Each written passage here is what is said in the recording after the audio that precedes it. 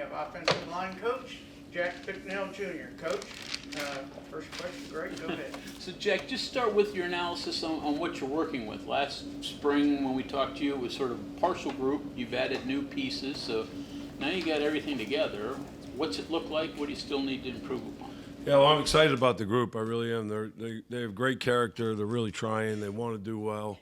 The group that we had in the spring has been taking steps, and now I'm just trying to get as many people as we can, to challenge them, and then to also we're not afraid to play more than 5 people. So I want to get as many people as we can ready to go play in a game. So, but I think they're coming along.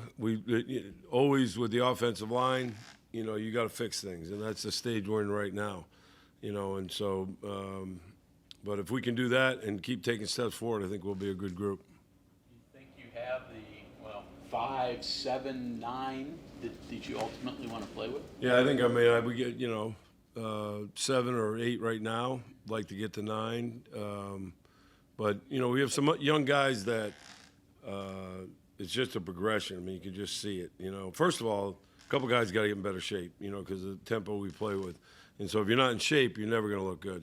I mean, we're starting to work through that, and then there's other things. Our defense does a good job, presents problems, so we have to be able to correct those. So that's the way it is in the offensive line. You're just going out correcting things. The main thing is don't keep making the same mistakes, because then we got to get this stuff corrected so we're ready to go in a few weeks.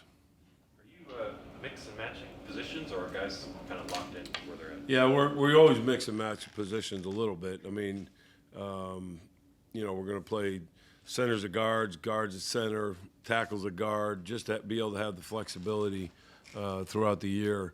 There's certain guys that they're just a tackle, but the more flexibility you can have, the better. We're doing a little bit of that through practice, certain periods. And because, number one, it provides you depth, but it also may provide you more guys that can actually play in the game. Would you rotate offensive lines consistently if you had the ability to do so? Yeah, I mean, that's what we want to do. I mean, we want to play a lot of people. It's hard to get 10. When I was at Ole Miss, I played with 7, rotating in and out. And a couple of things it does. Number one, it keeps everybody into it, because it's not, 5 guys are starting, it's over for me. So even the backups are like, well, if I can get to the top 7 or 8. But with the tempo that we play, you see D-lines, substituting back and forth, so why can't we? You get in the fourth quarter, you play a lot of tempo. If you only play 5 guys, they're pretty beat up by the fourth quarter. The main thing is you can't, cost yourself anything when you put those other guys in, and that's what we're trying to build. Like, I have to be able to trust if you go in there, you're not going to mess up a protection or run scheme or something. So, but we're progressing through that, and I think it's coming. Today wasn't a great day, but there's a lot of things we can get fixed, and I reserve judgment till I see the tape. But we're going to get it fixed. I promise you that. When you substitute, you obviously have to allow the defense a chance to substitute as well. Does that ever come into play? And hey, I really don't want to mess up this rhythm or the pace that Coach Rodriguez wants to go out. Yeah, when I say substitute, we usually don't do it during the drive, like receivers would, or running backs or somebody like that. Like, it's more, all right, this series, you're going to take this series. Unless a guy gets hurt or something, then, of course, you have to. But so for us, it's more, hey, you're going to take this series and maybe a right tackle, and then you switch out a guard the next series. So that's the way I like to do it. And like I said, it keeps everybody healthier. That way, if you get an injury, oh, my gosh, we're not panicking, because that guy's already played a bunch of football. So, and Coach Rod is 100% on board with it. He'd like to play 10. But obviously he also understands you can't play guys if you're not going to be as good as, what I mean? And that's what we're trying to get accomplished through practice. You're mentioning cross-training at all different positions. Where is the evaluation on how much everybody is able to play center if need be? Well, what does center look like right now? Because that has to be very important spot. Yeah, I mean, if you go out there, we got 7 guys snapping, because we cannot run this offense without absolute precise snaps. That's I mean, we got quarterbacks, you know what they have to do. So if they're trying to catch a snap or something, they're not going to be able to execute what they're doing. So Livingston's doing a good job. Carson Lee's doing a good job. You know, Josh Isosa played there today. You know, that was part of some of the things that we switched around. And so Cooper Young is doing a good job. I mean, we have more centers, honestly, that could go in a game than I've ever had. That's for sure. You know, that can legitimately snap the ball, and we can run our offense and be somewhat effective.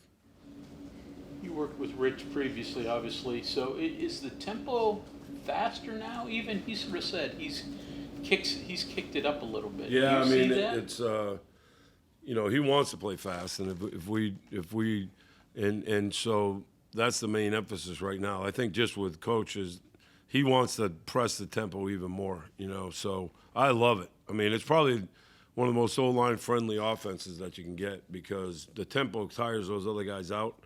When you practice with tempo, we automatically are starting to get in shape. You know, there's nothing that happens on the field on a Saturday night that doesn't happen on these practice fields right here. You know what I mean? And so it's not like, okay, we wake up, it's game day, let's really hustle around today. So that's the whole, I think, you know, coach's whole philosophy is we're going to push the tempo, push the situation, and so I love it. So, I mean, we went fast at Ole Miss. You know, I can remember playing Auburn, and I remember the Auburn D-line, I mean, our guys coming back saying they're exhausted, like they can't even move anymore.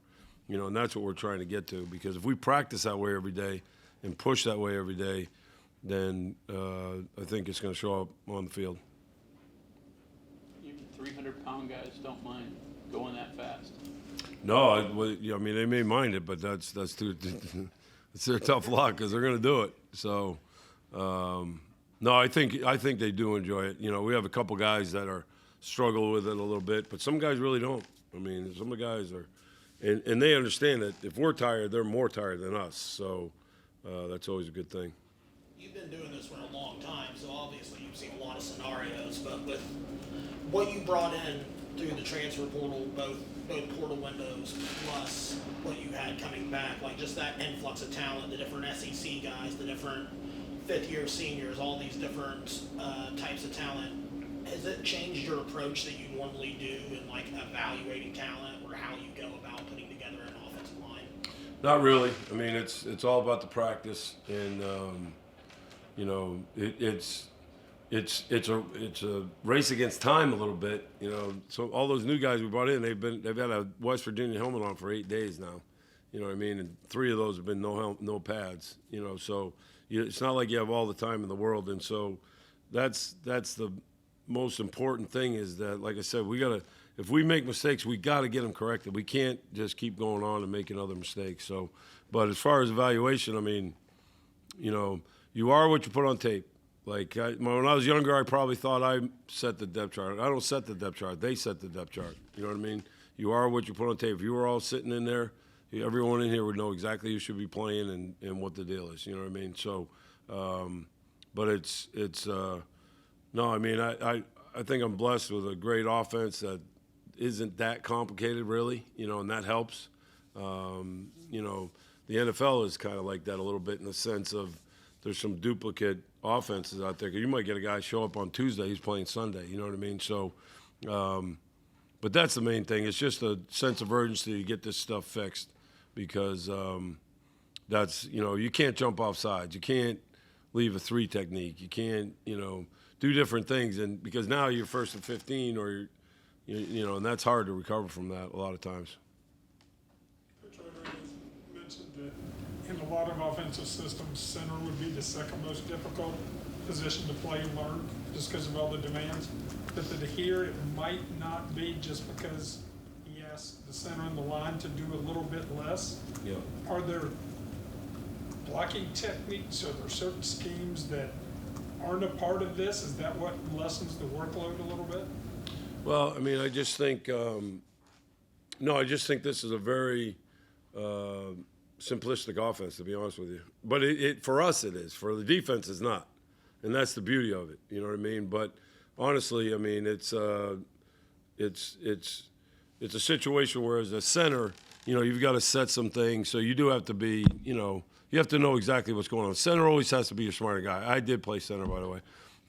But he always has to be the smartest guy on the line because he's got to set different things and different protections and things of that nature. So, but I do feel like, I love this offense because it's something where I think you can play fast. We're not up there making all kinds of calls and doing all kinds of different things. The ball's already snapped, so that's what I love about it. But I think we got some real smart centers. I think they're doing a great job, but obviously we need to just press and get better.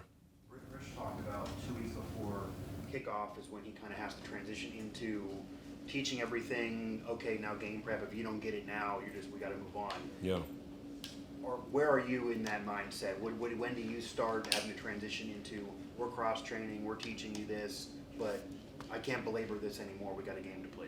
Yeah, well, I think, just like Coach said, first of all, you can cross-train all year long. And it's not like it's over for some of those guys. Let's say you got a young guy that's kind of struggling. Well, heck, it's a long year, But as far as, getting ready to play for that first game, we got to set the depth chart. Here it is. This is what we're doing. We might still cross-train, but we know that, he's going to be able to play in the game, You want to have the depth chart in your mind. Even if you're not going to announce it, we're not going to know. Like, when in your mind do you want to have that? Yeah, I mean, I think, like Coach said, 2 weeks before, 10 days before, you'd like to start to, as you get into the game week prep, all spring long, all the way out here, you can do some different things. But now we're transitioning from playing our defense to playing the next defense. We got to learn that. And when you're doing that, you want to have, I would think you want to have your roster kind of, your 2 deep kind of set. And this is where we're heading. Hey, you've tried to learn it. You haven't learned it. You're not there yet. We're moving on. This is our 2 deep. You keep working. Hopefully you can work your way into that 2 deep. If you had to say this weekend was the start of the season as opposed to 2 weeks left in camp, how confident are you could take those top 6, 7, 8 guys and put an offensive line together that you feel would win a game for you? Well, very confident. I'm excited about this group. I think they're like I said, they have great character. And the things that we're doing wrong right now can be fixed. There's no question about that. And it's a natural progression. It's only my 40th year doing this. Every year, O-line's behind the defense. Defense, they just blitz everybody, and we got to try to pick them up. So I have not the least bit concerned. I really like the room. I would like to stay healthy, but I think we're going to be just fine. You were at Louisiana Tech, the big Troy Edwards year, right? Yep. Can you just describe what it was like just witnessing that and just the 27 touchdowns for a receiver? Not a running back, I'm sure you would rather that, but it's a pretty wild year, though. Oh, it was a wild year. He was, I think he had 405 yards, 21 catches against Nebraska.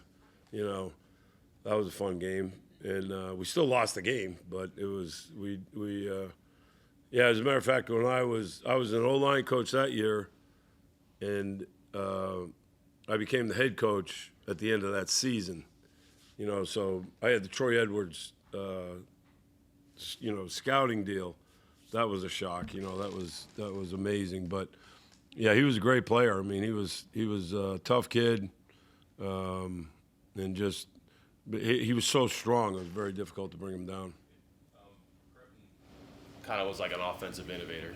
I think a lot of people would say the same about Rich. Not that they're the same at all, but like fundamentally or with their beliefs or their designs. Do you see anything when guys are that good at what they do and they have that belief in it that it might be different, it might be bold, but there's, commitment to it and then it's successful? Is there something that feeds into what you've experienced on both poles there? I think what you're saying is you're right. It's a commitment to it, And it's in my opinion, it's always simplistic, and it's always you're going to rep things and get them right, And so coaches, absolutely. I mean, I can remember being a young coach and trying to study West Virginia to see what the heck they were doing. We all know when they were just running up and down the field against everybody. And I can remember the days when I didn't even know what the heck a zone read was or what the heck the quarterback was doing. I can remember trying to figure that out based on their tape. So he's been doing it a long time, and has had a lot of success. So we're going to keep that going. Yeah, he was, absolutely. You know, both offenses were spread. Gary was more of a throw first, run second. Coach was more of a run first, throw second, you know, set up the throw with the run. But, yeah, we're both similar in the sense that, you know, spread people out and take what they give you. In that sense, they were very similar. Have you sent your dad any West Virginia gear? Oh, yeah. Are you Is kidding he me? willing to wear it? Hell yeah, he is. I mean, it's he knows who plays the checks. You know what I mean? And he knows. Yeah, that. And by the way, we've both been fired by Boston College, so that's that kind of we might as well get a new team now. But no, it's saw Coach Nealon out there, man, yesterday. That was, those were the good old days, as they say, and it was. Coach Rod never takes any moment to remind me that we lost 0-5 against West Virginia. So, Thank you very much. okay, thank you very much. Appreciate it.